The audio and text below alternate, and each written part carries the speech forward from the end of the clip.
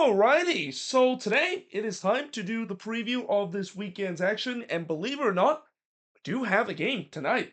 Yes, this is the first time of what seems like a while that we had a Friday game. I don't remember last season we actually had a game that was on Friday, and I really miss seeing Friday MLS game. I remember that used to be a thing, especially on 2DN. I wish Apple TV would bring that back because there's always talks about how MLS games are always happening on Saturday, and just way too many of them is happening on Saturday. Many fans has been demanding Apple TV to kind of spread that out, and while we kind of saw it in the first month of the season, we haven't really quite see it as we're into the summer month. Now, that also being said, most likely I will not get this preview up in time before the first game kick off, because I'm doing this right after I got back from work, and we're about an hour away from the game being kicked off. But that also being said, we're going to be reviewing that game and also the other remaining games where we're going to have 13 games, of course. We have one less game because the Columbus Crew is going to be playing against Pachuca in the CONCACAF Champions League Final, and I will do a preview of that, and that will include in this video as well. And we'll talk about that game last as well. But let us start with the first one, and again, this is the game that's going to start in about an hour, which is NYCFC versus the San Jose Earthquakes, and this game is going to be played at Yankee Stadium, and I know that for sure because the Yankees are playing the Giants this weekend. So yeah, Yankee Stadium is basically free. I don't know why they decided to play it on Friday instead of a Saturday, but nevertheless, this game starts at 7:30 p.m. Eastern, 4:30 p.m. Pacific. NYCFC 8-2-5, while the Quakes 3-2-10.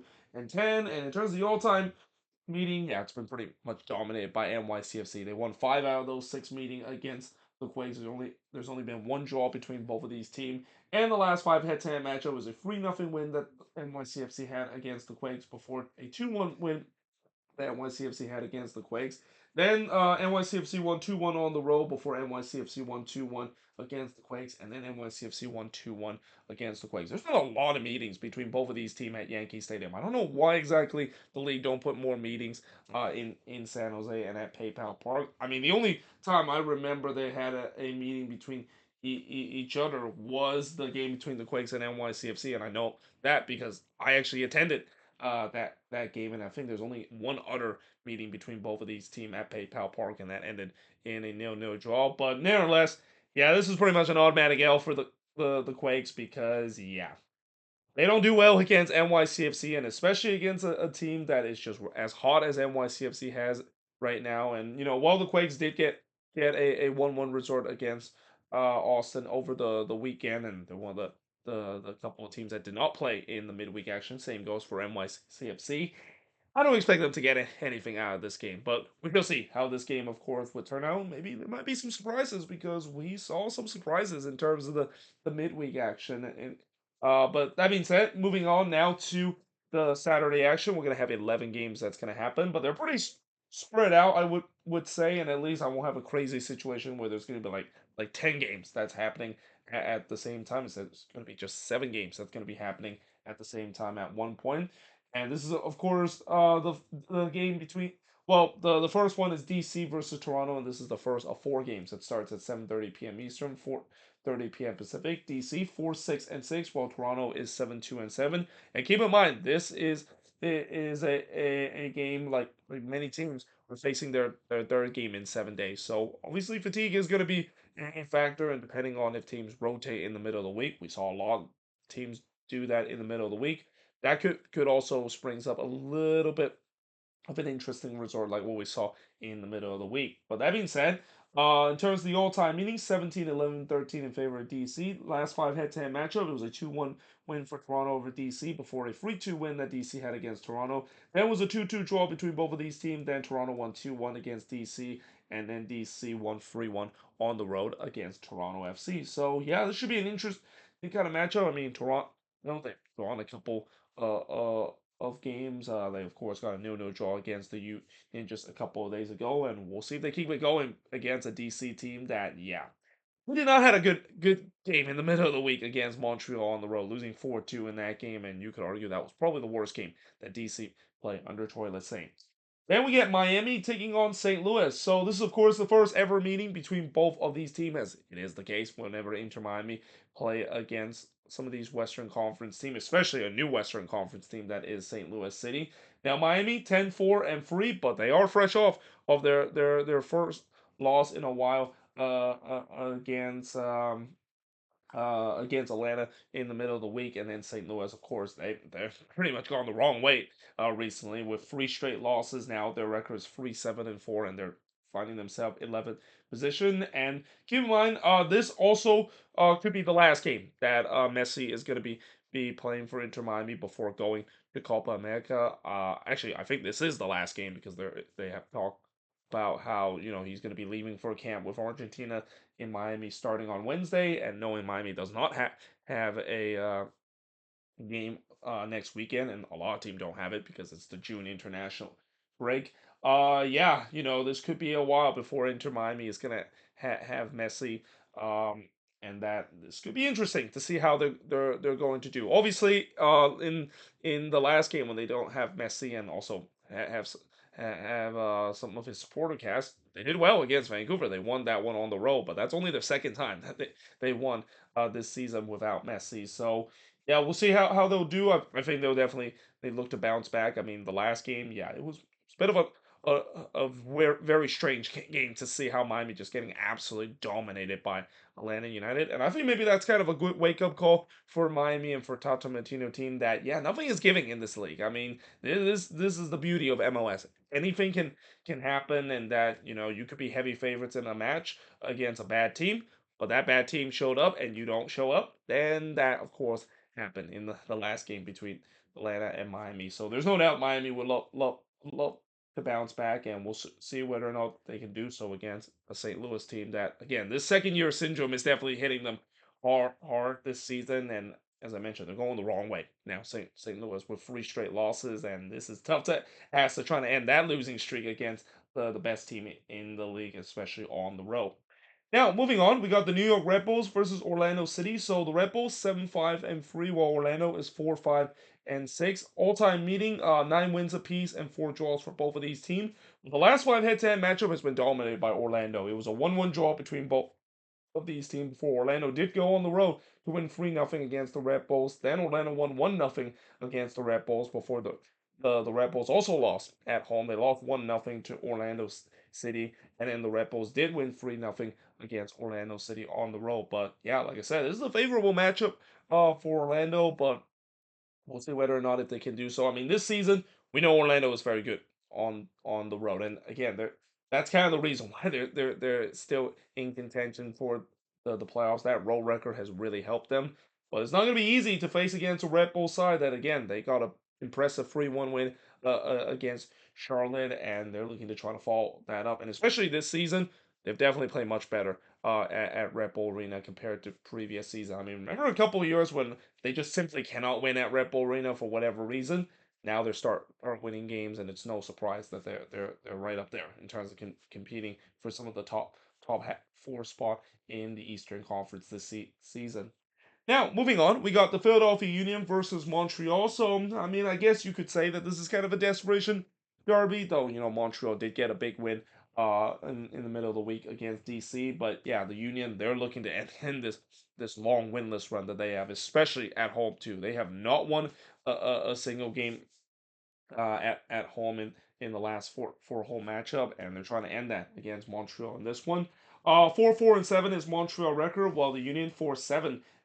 All-time meeting 10-9-9 in favor of Montreal. And the last five head-to-head matchup, the Union did win 3-0 against Montreal, and then Montreal did win 3-2 against the Union. Then it was a 1-1 draw between both of these teams, and then the Union win 2-1 against Montreal, and then it was a 2-2 draw between both of these teams. And not to also hamper on Montreal. But unfortunately, Montreal, it seems like this is the team that whenever they're faced against a team that desperately need a win, they tends to lose that. I mean, we've seen over this season where some teams that need to play that desperately need a win, well, who they can call on to do that? Well, that of course is CF Montreal, but we'll see if that of course is the case. Again, the Union, it's been a very difficult stretch for them. This has been one of the toughest stretch that Jim Curran has to navigate in quite some times. We have not seen the Union being this have this bad of a stretch in maybe probably since when we had saw them uh at one point at ninth place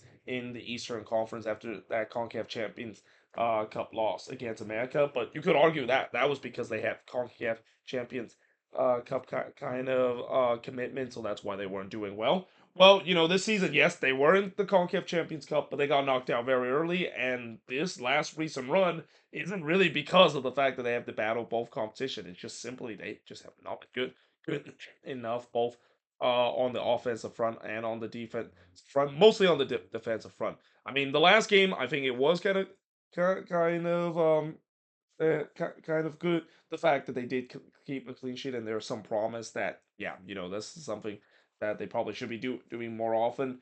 But then in the last game, we also saw the problem that they have on the attack, and the goals are basically dried up. So again, this is a big game for the Union to try to end the winless run. And again, if there is a team that this season seems to need a big win, Montreal seems like they're always the one to provide it. But they're definitely trying to stop that narrative and hope to get a big win on the road themselves to get themselves back to contending in the Eastern Conference. Now, moving on, we got Chicago versus the Galaxy. So the Fire, a lowly 2-6-8 record, and unfortunately for the Fire, their rough stretch and facing against tough teams continue as they face against a Galaxy side that is 7-2. And this of course is the first of I believe three games that's going to start at 8:30 p.m. Eastern, 5:30 p.m. Pacific. The Galaxy 25-9-17. In terms of the all-time record over the Fire, the last five head-to-head matchup, it was a 3-0 Galaxy win against Chicago. Then it was a 0-0 draw between both of these teams. Then the Galaxy won 2-1 against the Fire before the Galaxy won 1-0 on the road against the Fire, and then it was a 2-2 draw for both of these teams. And knowing the fact that the Galaxy seems like they're back on track after getting back-to-back wins and are looking to try to get a 9-point week, which is something that every team tried to aim for, and that's like the perfect scenario for a team to have a 9-point week playing 3 games in 7 days. Have a chance to do so, but again, that travel is going to be interesting, and travel not really across the other side of the country, but pretty far away to Chicago to on short rest. We'll see whether or not if the Galaxy can handle that, especially against a Fire team that, yeah, the Fire are just looking for a spark. They're just hoping that now I think Fire fans will basically take the narrative of, okay, this is got to be the time when we started to heat up. This was usually around the time when the Fire started to get that false hope and go on an incredible run to really give their fans maybe false hope that things are going to different, and then they just kind of collapse it in September. So far this season, we're still waiting for that moment, and we'll see whether this of course will be the game to do so, especially against a really tough team like the LA Galaxy.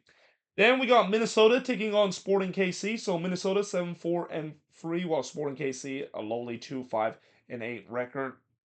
And as I mentioned, Sporting KC have a 9-game winless run in my review, and I didn't do a video talking about their 9-game winless run. If they lose this one, I might make a video about Sporting KC because that will be 10 games without a win, and they're going to be stuck in the bottom of the Western Conference. But the reason why I don't want to make that video just yet is because I made a video about Atlanta 9-game winless run, and they immediately end that winless run just a couple days later. And knowing Minnesota is one of my teams that I root for, and I really hope that the Loons can bounce back because it's been a bit of a tough last couple of games for the Loons. I mean, they didn't play well at all against LAFC. They didn't really show up at all in that game against LAFC. And then on the road to play against the Rapids.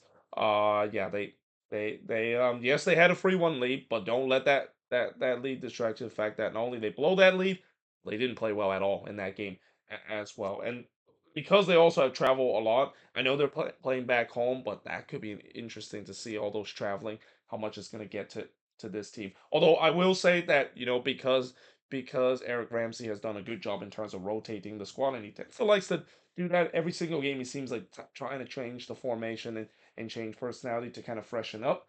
Maybe there's a good chance that he'll be fresh up in this game against Sporting KC. But in terms of the all-time meeting, 14-4-7 in favor of Sporting KC. Again, a lot of those is because Minnesota just simply cannot beat Sporting KC on the road, except for that one playoff game that is in the COVID shortened season. The last five head-to-head matchup, both of these teams actually met each other earlier this season. It was a 2-1 win that Minnesota has against Sporting KC. This, of course, is the second of three meetings that's going to be happening. They've been meeting a lot in the last couple of years, and I'm not even going to explain why exactly that is the case, but you probably know why, especially in the league, probably know why they have to meet each other so many times in the season. But before that, it was a 3-1 loss that Minnesota had against Sporting KC on decision day. Before it was a 1-0 loss at home against Sporting KC. Before Sporting KC did win 3-0 against Minnesota, and then Sporting KC won 4-1 against Minnesota. So really, before what we saw earlier this season, Sporting KC basically had Minnesota number, but yeah, again, this is a SKC side that they desperately need a win, and we'll see whether or not they can do so against Minnesota. Consider, this season Minnesota has done a little bit better at Allianz Field. I wouldn't say they've been impressive because they have had a couple of draws and I think they've lost already one time this season at home, and they're definitely looking to try not to do the same thing in this game, because if they lose this game, there's definitely going to be some concern, especially with the way that Minnesota is about to head through a stretch where they have to play during the international break, and this team is going to be it's pretty much going to be an MNUFC 2 kind of team once we get to the international break, because there's going to be a lot of players on this team that's going to be out because of international duty, and that's going to be very challenging for this team to get points.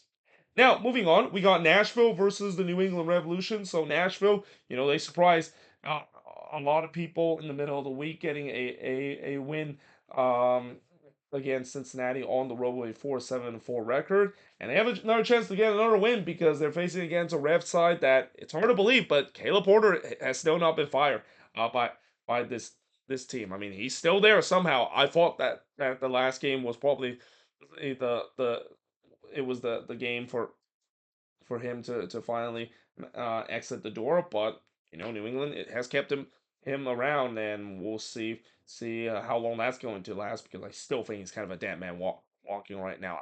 I mean, unless if this team has a dramatic uh turnaround, Caleb Porter most likely could be the next head coach to be fired in this league, and that's because they are still the only team to not have double-digit points total with a 2-1-10 record.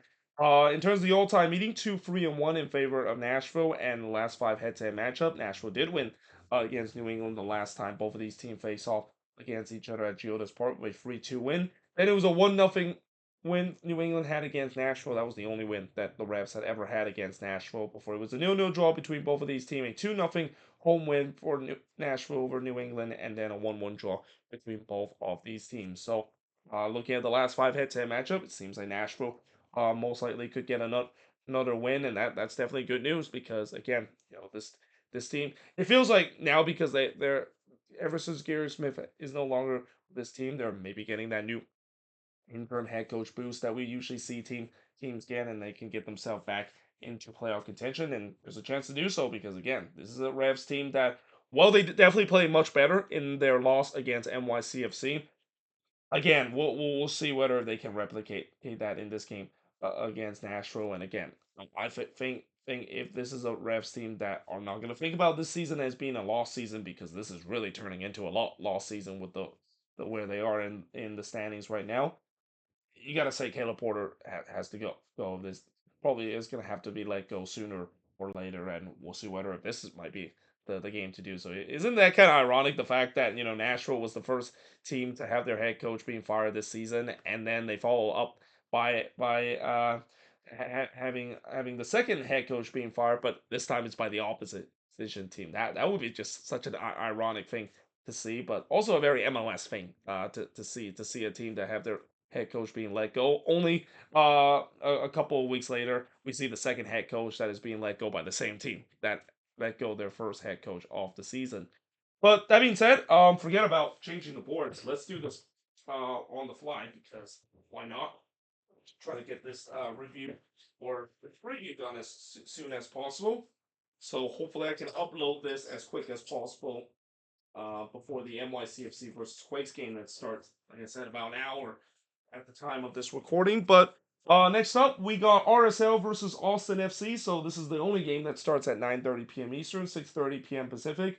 RSL, I mean, it's been an incredible run for for them. They just simply had that never say die kind of attitude as we've seen in the past two games, getting a draw on the jars of defeat. But they have an 8-6-2 record, while Austin, yeah, it was a very disappointing result in the middle of the week at home against the Timbers. Their record is now 6-5-5. Now all-time meeting, 3 wins apiece and 1 draw, and in the last 5 head-to-head matchup, it was RSL winning 2-1 on the road against Austin before Austin actually did beat RSL on the road. They went 2-1 against RSL the last time both of these teams play at American First Field. There was a 2-2 draw between both of these teams, and Austin won 3-0 against RSL, and then RSL won 2-1 against Austin FC. So signs are telling that RSL should win this one, but if there's one thing about Austin this season, and when they're playing on the road, there's just something about them basically playing so badly on the road that yet they still are able to get return. Like we saw it last time when they were on the road against the Quakes. They just got absolutely dominated by the Quakes, and yet they somehow, by sheer luck, got a goal that goes their way, and they get a point out of it. So do not be surprised. That might be the same case. It feels like it's kind of black magic of what Los Verdes are doing when they're playing on the road, of just being such a bad team that somehow they still get something out of it. Though we'll see whether or not that can work out on RSL, because RSL seems like they have their own black magic with the way that for whatever reason this team just refused to lose. Like this team just somehow, even when they're down, you can't count them out, because somehow in some way they'll rescue themselves a draw, even as deep into the last second of the game, deep in stoppage time, like they've done in the last 2 games. Now, moving on, we got LAFC versus FC Dallas. So this is the first of 3 games that starts at 10:30 p.m. Eastern, 7:30 p.m. Pacific. LAFC, one of the hottest team right now. In fact, not only they're red hot right now, they're simply untouchable right now in the last 4 games. With a 4 game winning streak, have not conceded a goal in the last 4 games, and they improved their record to now 8-3-4. Whereas for Dallas, yeah, it hasn't been great for for for them so far this season. And again, they lost in the middle of the week against the Galaxy. I wonder if Dallas would just stay in LA, because they're playing the other LA team now in the weekend with a 3-4-7 record. All-time meeting 5-2-3 in favor of LAFC. Last 5 head-to-head meeting, Dallas did win 2-0 against LAFC last time both of these teams met each other, but LAFC did win 2-1 against Dallas, and then Dallas win 2-1 against LAFC before LAFC winning 3-1 against Dallas, and then FC did win 3-2 on the road against FC Dallas. In fact, I don't think Dallas has ever beat LAFC at BMO Stadium. To be fair, not a lot of teams have been able to get victory against LAFC at BMO Stadium. That is one of the toughest places to get points, and something tells me, unless if there's some crazy thing that's going to happen, seems like LAFC could be on their way of another win, considering, yeah, again, this is a Dallas team that it's got to be brutal, knowing the fact that in this 3 games in 7 days, in those back two games out of those 3 games in 7 days, they have to play two of the LA team, and oh by the way, they have to play them on the road. That is probably the one of the hardest paths to have to go through that out of any teams that play 3 games out of seven days in this stretch. Um, so far this season.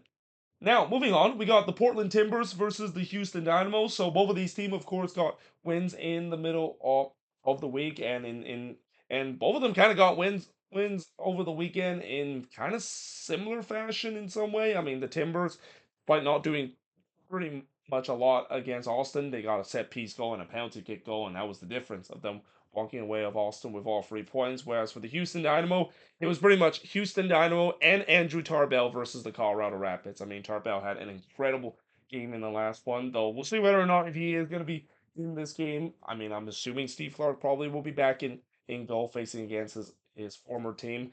But in terms of the record, 5-4-7 is the record for the Timbers, whereas Houston 6-3-6. All-time meeting 10-8-9 in favor of the Timbers.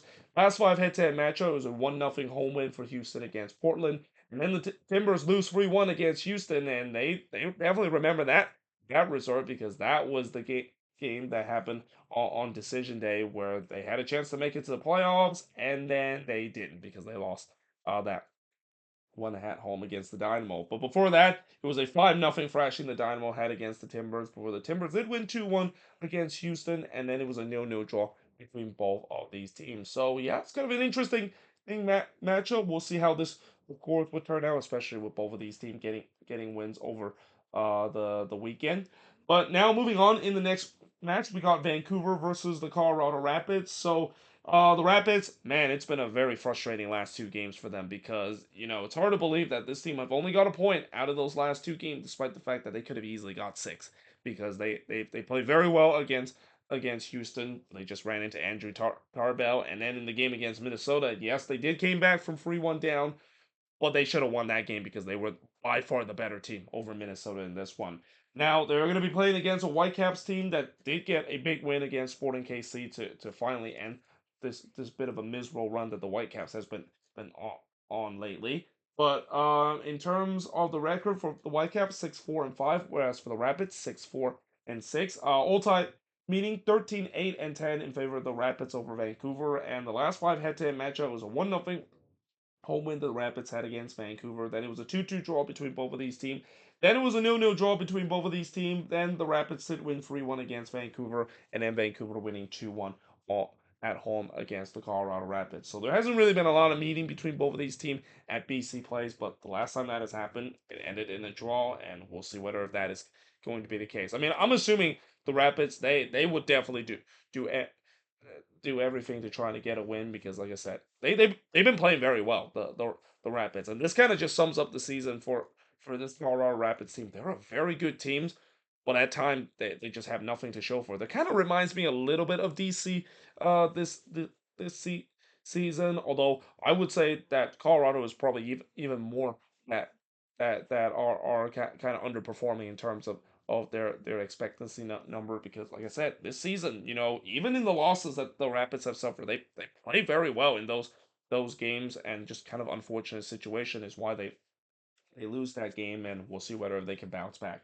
in this game on the road against a Whitecaps team that, yeah, this season they haven't been very good at BC plays, and that's not great news for Manny Sartini team because this is a team that, yes, I know they've been doing much better on the road this season, but ideally they want to make sure BC plays is a fortress, and we'll see whether they can get a win in this one. And then finally, in the last game of this match week, before we preview the CONCACAF Champions Cup final game, is Atlanta versus Charlotte. So this is a Sunday game. It starts at 4:45 p.m. Eastern, 1:45 p.m. Pacific. But we know this game is going to kick off 25 minutes, or in this case, 10 minutes past the schedule time because it's going to be on Big Fox. All-time meeting between Atlanta and Charlotte, 2-0 and 2, and basically there's two wins apiece for both of these teams. Atlanta 4-4-7, whereas Charlotte is 6-4-6, and both of these teams kind of suffer contrast to kind of resort because while Charlotte, they're probably very disappointed that they finally conceded a goal and basically just completely fell apart after conceding a goal for the first time in the last 5 games against the Red Bulls and lose that one. Atlanta had probably the biggest win of this season for them this year, shocking everybody and ending that 9-game winless run against Miami and winning on the road 3-1. And we'll see whether or not if that can carry over this game. But like I said, even though that might be the case, we talked about before how when a team has a big win, especially a turning point win, as I think that game between Atlanta and Miami could be for this group. How much is that going to be a letdown now that after they got that big win in the middle of the week, because it can easily be a letdown.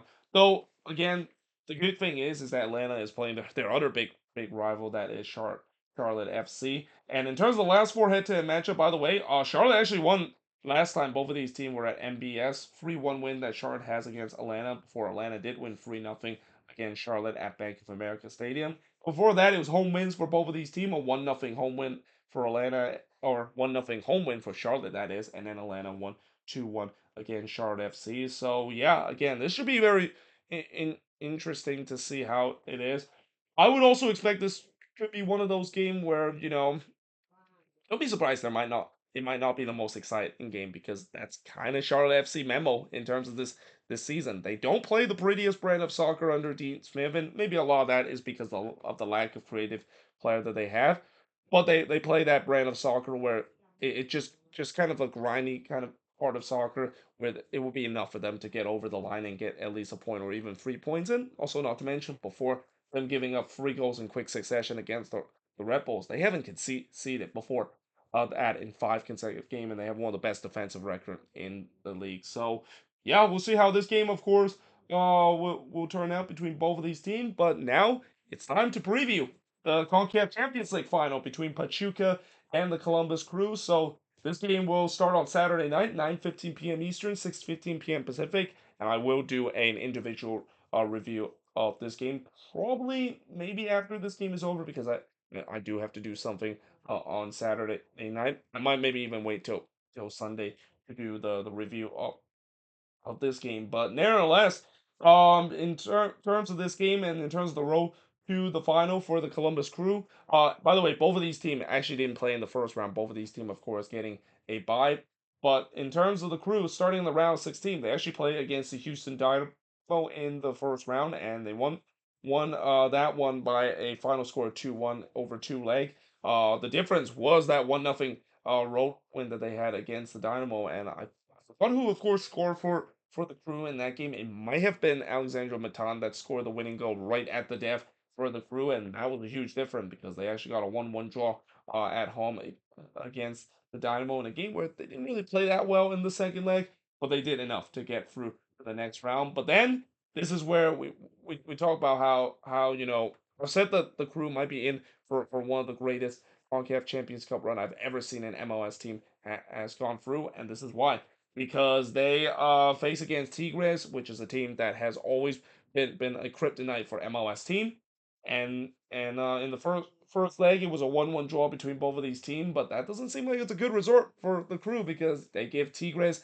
an away goal, and now Columbus have to win in Mexico to move on to the next round, and we know Alvocon is not only one of the toughest places to play in the CONCACAF region, but it is the house of pain and the house of death for MLS team. No MLS team has been able to go to Alvocon, or at least very few MLS team able to go to Alvocon to get a resort, let alone moving on into the next round. In fact, the only team I remember to actually move on to the next round after playing in Alvocon in the second leg was Toronto FC a couple of years ago. But even then, they didn't win that game. They barely just squeezed by the skin of their teeth. And you could argue that goes the same thing for the Crew as well, because they actually got this all the way to a PK shootout.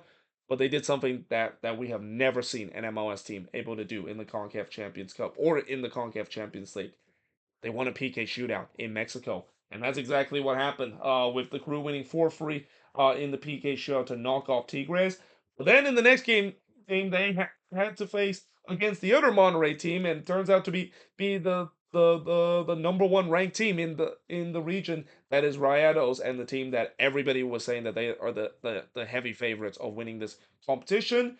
Well, they won the first leg 2-1, which was impressive, but you got to remember they did give up a road goal. So if Monterrey can win that second leg, which we've seen so many times before, Monterrey has able to do so, and especially when they're playing at home. I mean, I talk about Alvocon as the house of death. That goes the same for the is that BBVA as well. I mean, that place has always been a tough place for MLS team to walk away with win. In fact, I don't even recall any teams able to go to Rayados and get a win, or even get a resort in their away ground. And not only the fact that the Columbus Crew was able to do so, they won that game. They won 3-1 against Rayados, and they won the overall all two-leg affair with a 5-2 result. And again, that's the first time we have ever seen. And actually, remember how I said that no team has able to. I don't remember any team has been able to go to Monterrey and go to Rayados and win on the road.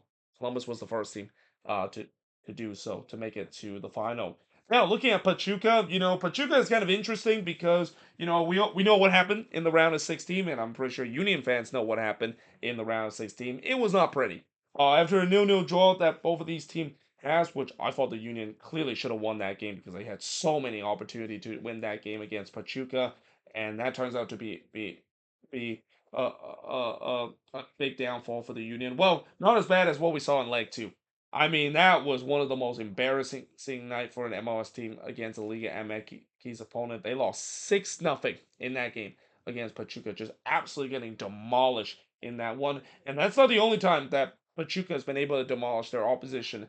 In the quarterfinal, they did even more impressive by winning 5-0 on the road against Heredino. And Heredino was considered one of the top team in the Costa Rican League and in the Central American region. So the fact that they walk in there and they were able to win 5-0 on the road on that. Very impressive. And then they of course got the 2-1 win at home against Heredino. Somebody tells me they know they put some of their reserve players, knowing the fact that, when you're leading 5-0 in after first leg, there's really not much you need to do in the second leg to move on into the next round. Though in the semifinal, they of course face against Club America, and we talk about how Columbus, how they have to slay the dragon in terms of moving on to the final. That goes the same for Pachuca as well, because America was another team that a lot of people were saying that they were one of the favorites of winning this tournament, and not to mention this is also the same Club America team that ended up winning La Liga MX title this season. So in the first leg, it was a 1-1 draw between both of these teams, but in the second leg, Pachuca won that to move on into the final. Now, obviously, America would actually get revenge on Pachuca later on, with America beating Pachuca in the Liguilla just a couple of weeks later, and that this is where there's this other discussion of the fact that because Pachuca hasn't played in quite a while, it's been like almost 3 weeks since they play a competitive game. How much is that going to be a factor in this game against the Columbus Crew? And it's kind of interesting to see how it seems like the table has really turned in terms of this competition. Where how before we always talk about MLS team seems to have a disadvantage because they're just in preseason form, and they haven't played a competitive game coming into this competition. Yeah, the table has now turned with the way that now Pachuca is the one that hasn't played in a competitive game in the past couple of weeks, and now they have to play a final against a Crew team that not only is in midseason form, but they have headed into this final red hot with the way that they won a couple of games on the road. It's almost like those 5-game road stretch that Columbus basically have play was almost a preparation of what they'll see in this one, because go on the road. It's not going to be an easy thing to do, but to get wins and get wins comfortably like they have done in the last couple of road games in MLS, that is really prepared for this occasion. Now, what will not prepare for Columbus is the altitude too, because I think that was another thing that was a huge factor. Though I have heard that Columbus have at least kind of prepared for it. They did do some altitude mass kind of training, and I even heard them sleeping in an altitude tent to get used to the high altitude that they're gonna have to deal with in this one. I mean, this is the altitude of this is not only even higher than Mexico City, but it's like 8,000 feet. It's like almost similar to when Sporting KC play against Toluca, have to go on the road to Mexico to play in altitude that is like 8,000 feet above sea level, and that maybe could be the equalizer in terms of the lack of rest for or the lack of competitive game for Pachuca, being very rusty against a Columbus Crew team that has to face the incredible difficult altitude of playing at 8,000 feet for this final. But nevertheless, this should be a very interesting and kind of affair. And that, yeah, obviously I know me wearing a Columbus Crew jersey, you know who I'm rooting for. I'm pretty sure every MLS fans are rooting for the Columbus Crew to win this one, and we'll see whether they can do so. We'll see whether they can make history of becoming only the second MLS team to win the CONCACAF Champions Cup. I mean, Seattle was able to do so, but again, I would argue that if Columbus does win this CONCACAF Champions Cup, this is probably the most impressive run I've ever seen an MLS team win this competition. And this is no disrespect to Seattle, but remember, Seattle were able to win the whole competition. I mean, Seattle had some tough teams that they had to face in their way, but it's not as tough as what Columbus is about to do. And not to mention, Seattle gets a chance to play in a two-legged final. In the first leg, yes, they won that one on the road, and that was impressive against Pumas. But they had a home cooking for that second leg. Columbus doesn't have that advantage heading into this game. So yeah, this should be a very interesting game. And if Columbus can get a win, when are they gonna think about building that statue of Wilfred Nancy outside Lower Dot Field? Because yeah, I would. I've said it before. Wilfred Nancy right now, he's single-handedly the best head coach right now in MLS, and if he can do so after this, it's not even going to be a discussion. That he is truly one of the best head coach, not only this season, but also just in this league history of what he has done to this crew team in the short times that he's been with this team. But there we have it. That is pretty much it for the preview for all of these games. Let me know in the comments below what do you think of these games, and let me know in the comments below your prediction, especially this game as well. Do you think Columbus will be becoming that second MLS team to lift the CONCACAF Champions Cup trophy and also make it to the FIFA World Cup or the FIFA Club World Cup that's going to happen next year here in the US? But until then, hope you guys enjoyed this video. If you do, make sure you guys leave a like, smash the subscribe button, and yeah, I of course will see you guys next time.